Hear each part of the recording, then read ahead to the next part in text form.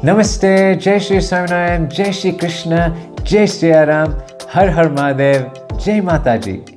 In today's session, I will be covering 3 practical ways in which our Sanatan Dharma teaches us how to overcome difficulties and hardships in our daily lives. Now bear in mind, just after watching this video, if you think with the click of a finger, all your problems will vanish, that is not the case, right?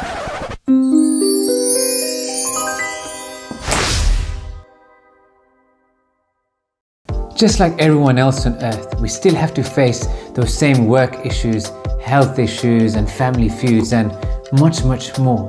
However, with the help of Sanatan Dharma, it arms us with 2 defense mechanisms.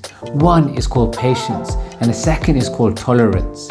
Once we can master and maximize these life-changing qualities, we can become invincible against our daily life sufferings and problems. So let's get into it and understand how we can do this. In the Sankhya philosophy, Kapildev Bhagwan helps us to consider what we really need in our lives to remain happy.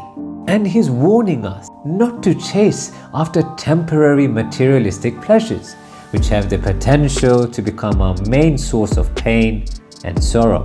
Take the example of a candle. It's an essential part of our life, as it provides us with light. However, it will not provide light permanently. Furthermore, it's very important we don't get too close to it, as the flame can severely burn us, and if we are not careful, it can also start a raging wildfire that can burn our whole house down. Similarly, in our lives today, this candle represents our wealth and possessions. And unfortunately, it will only provide us with temporary pleasures. It's so essential we don't get overly attached to them, as they will not last forever. Thus, the Sankhya philosophy will help us to seek new questions on how to attain permanent pleasures, and this leads perfectly to lesson number 2. In the Mahabharat, after the Pandavas won the great war, Mother Kunti went to Bhagwan Shri Krishna and asked for a boon where she wanted more suffering. In response, Bhagwan Shri Krishna replied, "Isn't this enough? You and your family have gone through so much. How could you go through more hardship?"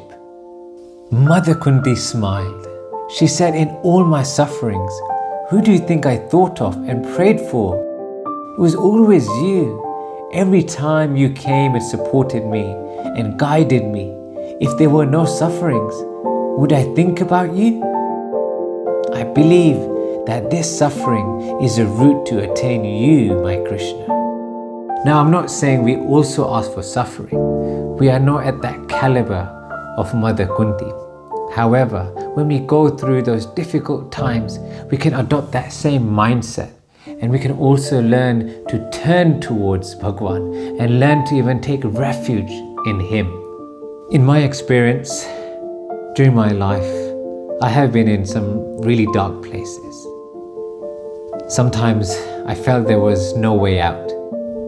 But by surrendering to Bhagwan, somehow He always pulled me through. Now you're probably wondering, what does it mean to surrender? But we can always surrender to Bhagwan by the 9 forms of bhakti. For example, like doing seva, singing kirtans or performing puja. In my case, my heart went towards Shravanam Bhakti, where I fell in love by listening to the divine stories of the Lord. It took my pain away and gave me so much strength to face my fears. Even till this day, I constantly listen to those divine Leelas, and they have now become a permanent pleasure in my life today. Furthermore, I'm so grateful and thankful to those hardships, as it's brought me even closer to Bhagwan. In the Vachanamrut, Bhagwan Sri Swaminarayan explains this notion perfectly as he states, "Therefore, we should become more pleased as Bhagwan puts us through more severe hardships, bearing in mind the more misery Bhagwan inflicts upon me, the more bound he will become to me. so he will not be away from me for even a moment. Now, parents will generally set ground rules for their kids because young rebels, well, they just have a tendency to act out. Dad, why are you forcing me to go to school? I don't want to go to school. I just want to play video games all day. Or my favorite, Mom, I just want to have chocolate and ice cream for dinner. Why are you forcing me to eat these yucky vegetables? So as we can see, these rules are in place to not punish the child, but they are there to protect them. Similarly, within Sanatan Dharma, we have the ground rules too. Now, they are not there to punish us, but they are there to protect us.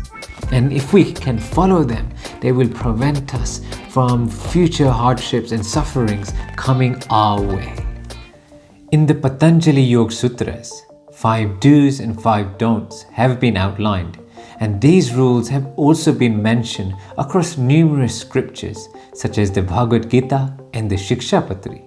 Firstly, let's look at the 5 yams, which relates to moral disciplines. Here we see ahimsa, which means non-harming in thought, word and deed. Secondly, satya, which is truthfulness. Thirdly, asteya, which means non-stealing. Fourth comes brahmacharya, which relates to celibacy. And last but not least is aparigraha, which is non-greed. Now the 5 names, which means the positive duties. Firstly, we have soch, which means to have cleanliness. Secondly, santosh means being content. Thirdly, we have tapas, which means having austerity. Fourthly, swadhyaya, which means to study the text and also become aware of one's true self. And last but not least, Ishwar Pranidhan, which means to surrender to Bhagwan. Now, as we can see, these 10 moral codes are fairly straightforward and they're well accepted within society. But when we begin to deviate and go against these core values, we naturally open the gates of pain. So, in conclusion, let's follow these 3 P's. Number 1, let's adopt a new perspective in life where we are not chasing after materialistic pleasures and not getting so overly attached to them. Number 2, let's start a bhakti practice which can help us connect to our respective Ishtadev. And finally, number 3, let's prevent hardships coming our way by following the moral principles which are there to protect us. When we can truly master the 3 P's, we will have all the patience and tolerance in the world, and nothing can truly affect our state of happiness. I really hope you enjoyed this video. Namaste, till next time.